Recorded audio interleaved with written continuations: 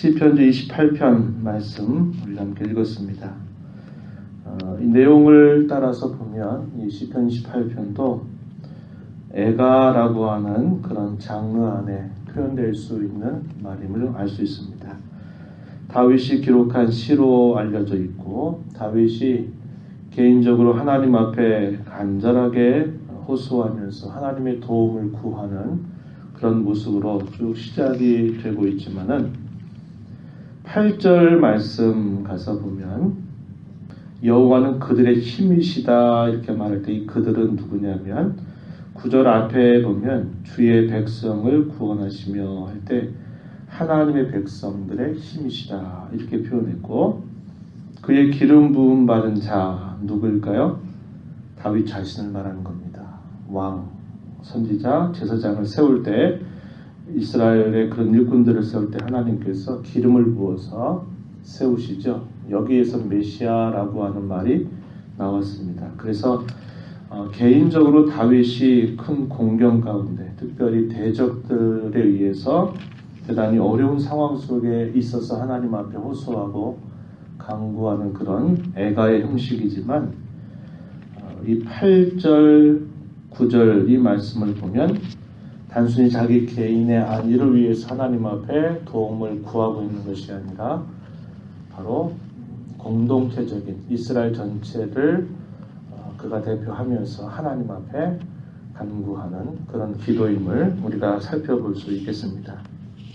우리가 읽은 이 애가가 갖고 있는 성격은 대부분이 그러한 패턴을 따르고 있는데, 자신이 대단히 공경 가운데, 큰 어려움 가운데 빠져 있는 상황 속에서 여호와 하나님의 이름을 부르면서 하나님께서 도와달라고, 하나님께서 건져달라고, 구원해달라고 기도하는 그런 간절한 호소 혹은 탄원들이 그 내용의 시작을 이루고 있고, 그런데 이렇게 탄원과 또 호소로 기도하였던 그의 내용들이 하나님을 향해서 확신으로 바뀌고, 또 그 확신 속에서 감사와 찬양으로 그 기도가 마무리되고 있다라는 것을 우리는 거의 일정한 패턴 형식으로 이러한 내용들을 살펴볼 수 있습니다. 그래서 시편에 많은 그런 내용들, 특히 그 내용이 이러한 애가의 형식을 취하고 있는 시편의 내용들은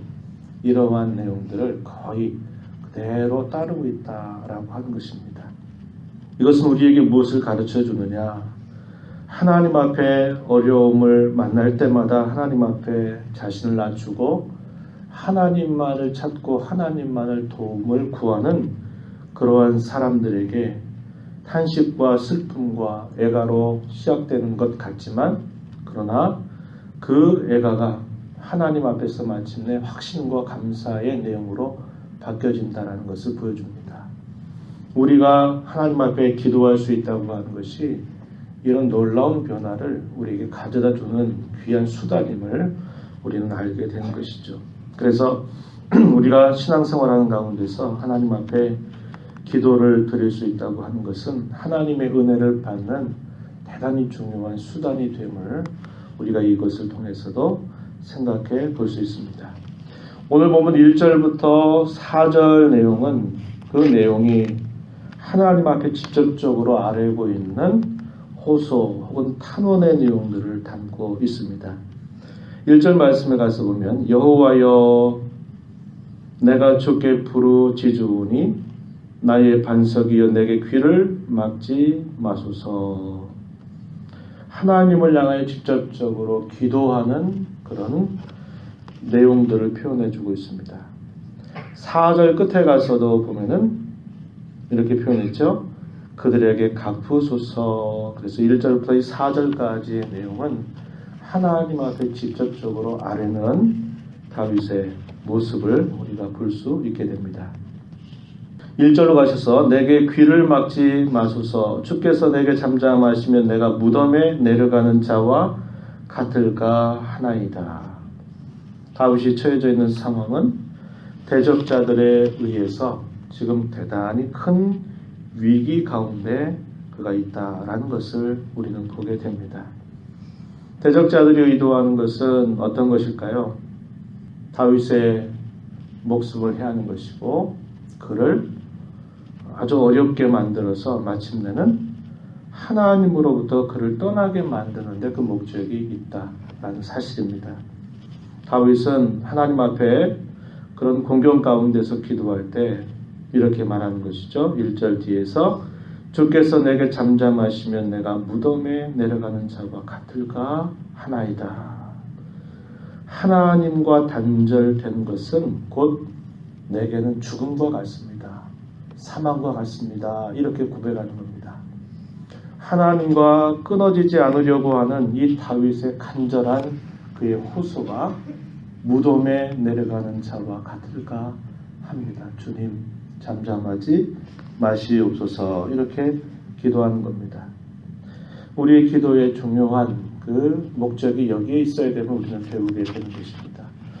주일날에도 그 말씀을 나누었지만은 27편에 있는 말씀 가지고 나누었지만 항상 우리는 어떤 어려운 상황 속에서 하나님 앞에 기도하면서 그 상황에 벗어나기를 우리는 간절하게 구하게 됩니다.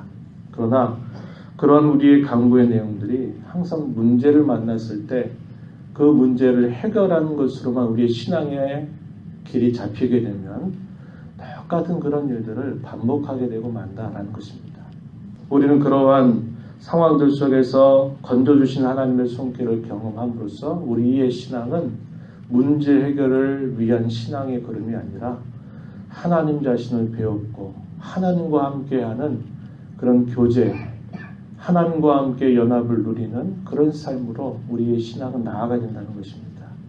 다윗은 그러한 사실들을 깨달으면서 하나님을 떠나서 하나님이 마치 자신을 외면하는 것 같은 그런 상황을 견디지 못하는 그런 삶을 언제나 살아가고 있음을 우리에게 잘 보여주고 있는 것입니다. 문제를 만난 것보다 그 문제가 해결되는 것보다도 하나님과 떨어져 사는 것과 같은 하나님의 손길이 미치지 않는 것처럼 보이는 그런 현실을 더 견딜 수 없어 하는 다윗의 모습을 우리 이걸 통해서 살펴볼 수 있습니다. 2절에 그는 주의 지성소를 향해서 나의 손을 듣고 주께 부르짖는다 이렇게 아뢰입니다. 나의 간구하는 소리를 들어달라고 하나님 앞에 탄원을 올리고 있는 것입니다. 그러나 그가 원수들을 향해서 갖는 그의 마음은 어떤 마음인가?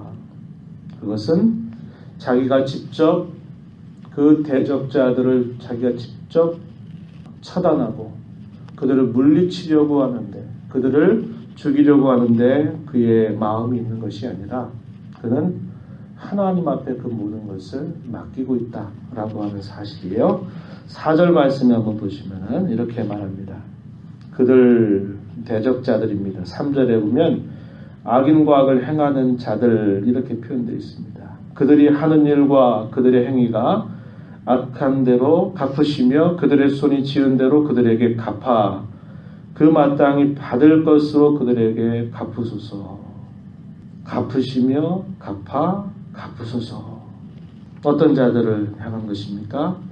악인과 그 악을 행하는 그 모든 행위에 대하여 하나님은 공의로우시니 그 악을 따라서 하나님이 갚아 주시옵소서 이렇게 기도하는 내용이죠. 원수 갚음이 하나님의 손에 있다라고 하는 사실을 그는 알고 하나님께 맡기는 것입니다. 그런 공경 속에서 자신은 하나님이 자신을 건져 주시기를 바라는 것이고 자신을 해하려고 하는 모든 악인들과 대적자들을 향해서는 하나님의 공의로우신 처분에 맡기면서 원수 갚음을 하나님의 손에 의뢰하는 이런 다윗의 자세를 이걸 통해서 볼 수 있는 것입니다.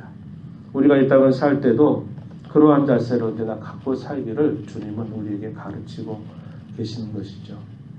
원수 갚음이 하나님의 손에 있고 그분의 공의로우신 손길 안에 있다고 하는 것을 바라보면서 내가 분내고 내가 마치 그 모든 악인들을 처단할 자처럼 내가 판단자처럼 내가 그런 모든 벌을 시행하는 자처럼 내가 나설 일이 아니라 그런 모든 일에 있어서 우리는 하나님께 맡겨야 되고 그런 어려운 상황들 때문에 내가 행여나 하나님으로부터 내 마음이 멀어지지 않도록 하는 자세를 언제나 이 땅을 살아가면서 우리는 힘써야 됨을 잘 배울 수 있습니다.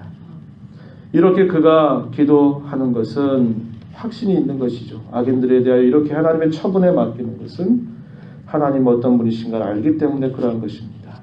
5절 말씀에 중간 이하의 말씀을 보니까 여호와께서 그들을 파괴하고 건설하지 아니하실 것입니다. 이렇게 표현했습니다. 어떤 자들을요? 악인들을. 하나님은 그분의 공의로우신 그분의 속성에 따라서 그들은 다 파괴하시며 그들을 건설하지 아니하신 분이시기 때문이다. 그의 확신 속에서 이렇게 하나님 앞에 간구를 올리고 있는 모습이죠. 이제 6절로부터 마지막 절 내용은 오히려 그러한 슬픔과 탄식의 마음이 하나님 앞에 바뀌어서 오히려 감사와 찬송으로 그의 심령이 변화되고 있음을 우리에게 보여줍니다. 5절에 여호와를 찬송하며 내 간구하는 소리를 들으심이로다. 여호와를 찬송한다. 왜냐? 하나님은 내 간구하는 소리를 들어주셨기 때문이다. 그가 늘 경험하는 삶 속에서 하나님이 그를 언제나 건져주셨던 하나님의 손길을 그가 생각하면서 하나님께 찬송을 드리는 그의 모습으로 변화가 되고 있습니다. 7절 가서 보시면 여호와는 나의 힘과 나의 방패이시니 내 마음이 그를 의지하여 도움을 얻었도다. 그러므로 내 마음이 크게 기뻐하며 내 노래로 그를 찬송하리로다. 기뻐하며 노래로 그를 찬송합니다. 이렇게 표현했습니다. 그러면서 그가 아뢰는 그의 기도는 하나님은 항상 자신뿐만 아니라 자기 백성들의 힘이 되시는 분이시고 구원의 요새가 되시는 분이심을 고백하면서 여전히 다윗은 이렇게 마지막 절에서 아뢰는 것입니다. 주의 백성을 구원하여 주시옵소서. 주의 산업의 복을 주시옵소서. 그들의 백성들의 목자가 되어서 영원토록 그들을 인도하여 주시옵소서. 이렇게 기도하는 그런 다윗의 모습을 우리가 살펴보게 되는 것입니다. 하나님을 향한 그런 기도는 우리로 하여금 이렇게 우리의 마음을 슬픔 가운데 있는 우리의 마음을 기쁨으로 바꿔주시고 또 의심과 불안 가운데 있는 사람을 확신과 평안 가운데로 인도해 주시는 하나님이심을 우리는 배우게 되는 것입니다. 문제는 뭐냐? 기도하지 않는 것입니다. 기도하지 않는 것이 문제고 그 기도 가운데 하나님이 누구이신가를 배우지 못하는 것이 문제지 우리에게 있어서 하나님 앞에 우리의 마음을 드리고 그분이 누구이신가를 바르게 알면서 간절하게 그의 얼굴을 구하면서 기도하는 그 기도는 우리의 모든 상황을 이렇게 역전시켜 주시는 하나님의 손길을 경험하게 해준다고 하는 것입니다. 오늘도 주님의 은혜를 구하러 나와 이 시간도 하나님의 말씀에 귀를 기울이고 듣는 여러분들 그리고 간구를 올리는 여러분들의 마음에 이런 하나님의 은혜가 충만하게 되기를 진심으로 축복합니다. 하나님 아버지 감사드립니다. 추운 날씨 가운데도 저희들을 새벽을 깨워 주 앞에 나오게 하여 주셔서 우리의 힘이 되시며 소망이 되시며 구원이 되시는 하나님의 이름을 부르며 저희들에게 주시는 말씀에 귀를 기울이며 이 시간도 기도의 자리로 나아가게 하신 것 참으로 감사합니다. 하나님 아버지 슬픔과 탄식과 어려움 속에서 하나님의 얼굴을 구하고 하나님의 도움을 구하는 자에게 하나님 그 모든 상황을 역전시켜 주시는 하나님이신 줄 다시 한번 저희가 깨닫고 배웠습니다.